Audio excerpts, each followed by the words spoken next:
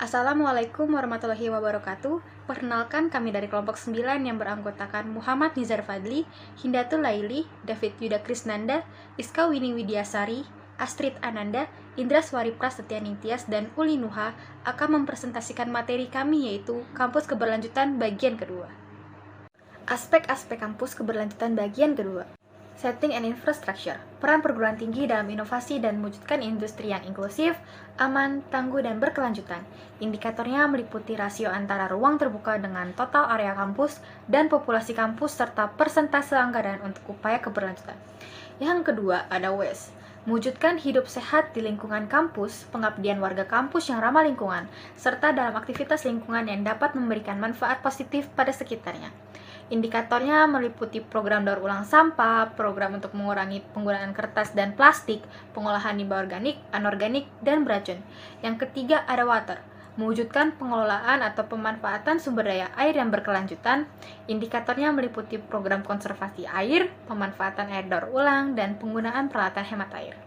Yang keempat ada transportation, upaya kampus dalam mengelola lahan terbuka hijau, terbangun ekosistem kampus yang rentan dengan emisi transportasi. Indikatornya meliputi jumlah kendaraan, layanan shuttle kampus, kebijakan kendaraan bebas emisi, rasio area parkir dan area kampus, program transportasi untuk membatasi area parkir, inisiatif untuk mengurangi kendaraan pribadi, dan kebijakan jalur pejalan kaki. Yang kelima ada education, mewujudkan pendidikan yang berkeadilan serta memiliki perhatian terhadap isu-isu lingkungan. Indikatornya meliputi mata kuliah terkait keberlanjutan, publikasi ilmiah terkait keberlanjutan, kegiatan terkait keberlanjutan, dan organisasi kemahasiswaan terkait keberlanjutan. Kinerja implementasi, aspek kategori, pengelolaan air dalam pemeringkatan UI Green Matrix 2019 ditunjukkan pada gambar di samping. Nilai maksimal diperoleh untuk indikator keempat, terkait konsumsi air olahan. Maksud dari indikator ini adalah konsumsi untuk berbagai keperluan, misalnya olahan air hujan atau air sungai yang digunakan untuk penyiraman taman. Sedangkan untuk ketiga indikator lainnya belum 100% maksimal. Bukti implementasi yang telah dilakukan UNES pada aspek pengelolaan air adalah sebagai berikut. Yang pertama, ada embung UNES. Pembangunan embung di kawasan UNES memiliki manfaat bagi masyarakat sekitar kampus dan wilayah kota Semarang, antara lain untuk mengatasi kekeringan di musim kemarau, banjir di musim penghujan, dan pembangkit listrik dengan tenaga mikrohidro. Yang kedua, ada biopori dan area penyerapan air di kawasan kampus UNES. Yang ketiga, ada sumur serapan. Kedua bentuk resapan ini digunakan untuk menampung air hujan atau air permukaan secara buatan. Konsep pembangunan berkelanjutan dapat ditelusuri dengan krisis energi, khususnya minyak fosil, pencemaran, dan wawasan lingkungan. Gerakan Green Building di Amerika Serikat contohnya, berasal dari kebutuhan dan keinginan untuk lebih banyak menggunakan energi konstruksi yang efisien dan ramah lingkungan, mendorong munculnya sejumlah motif bangunan hijau, termasuk manfaat lingkungan, ekonomi, dan sosial. Pendekatan desain bangunan berkelanjutan mengintegrasikan siklus kehidupan gedung dengan masing-masing penerapan konsep hijau yang ada dengan tujuan mendesain bangunan untuk menciptakan sinergi antara praktek-praktek konsep hijau yang digunakan. Salah satu program divisi arsitektur hijau dan transportasi internal atau DIVARTI adalah program efisiensi air, yaitu perencanaan fasilitas pemanfaatan air hujan di sekitar gedung kampus UNES sekarang.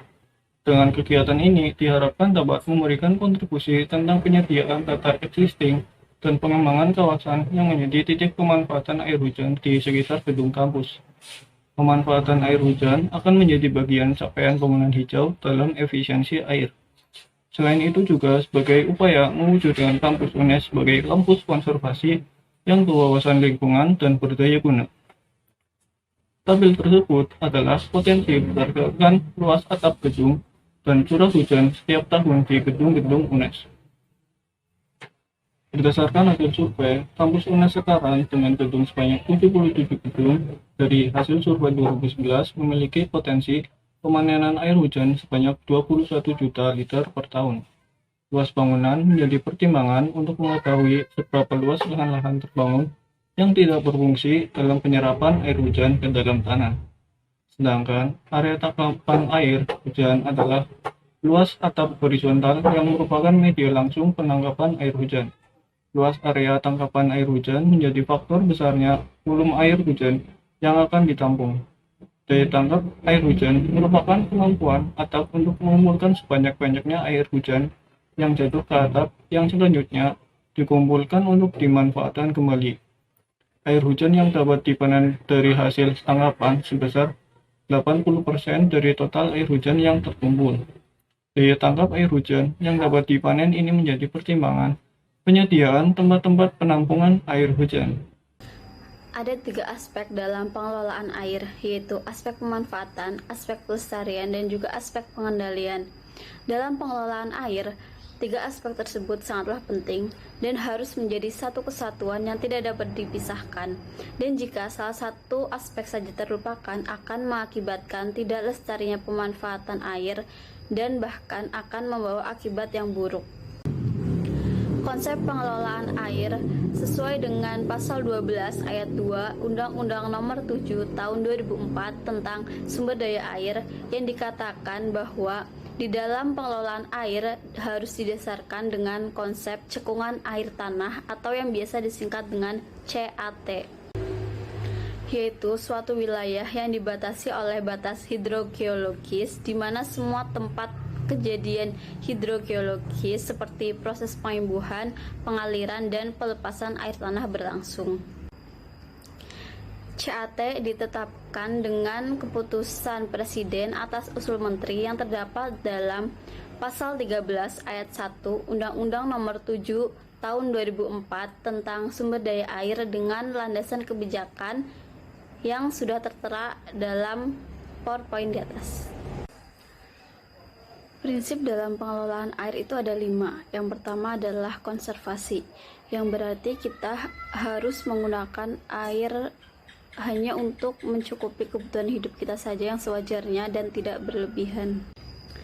Yang kedua adalah pendayagunaan sumber daya air, yaitu yang dilakukan melalui kegiatan inventarisasi potensi air tanah, perencanaan pemanfaatan, perizinan, pengawasan, dan pengendalian air tanah. Yang ketiga adalah pengendalian daya rusak air yang dilakukan secara menyeluruh yang mencakup usaha pencegahan, penanggulangan, dan pemulihan air. Yang keempat adalah sistem informasi sumber daya air yang berarti penggunaan teknologi dan sistem yang bekerja dengan sumber-sumber daya yang diperoleh dari lingkungan masyarakat yang dilayani tanpa ketergantungan berlebih dengan masukan dari masyarakat luar. Yang kelima adalah sistem melingkar atau circular system, yaitu yang kita harus berpikir secara melingkar yang tidak hanya dengan garis lurus saja. Dengan adanya peningkatan tekanan jumlah penduduk terhadap sumber-sumber daya yang terbatas. Green transportation adalah sistem transportasi ramah lingkungan yang dikembangkan untuk mengurangi dampak lingkungan akibat penggunaan bahan bakar fosil.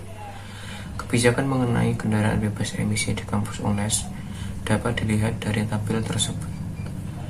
Dari 8 indikator tersebut, ada 3 yang mendapatkan nilai yang maksimal.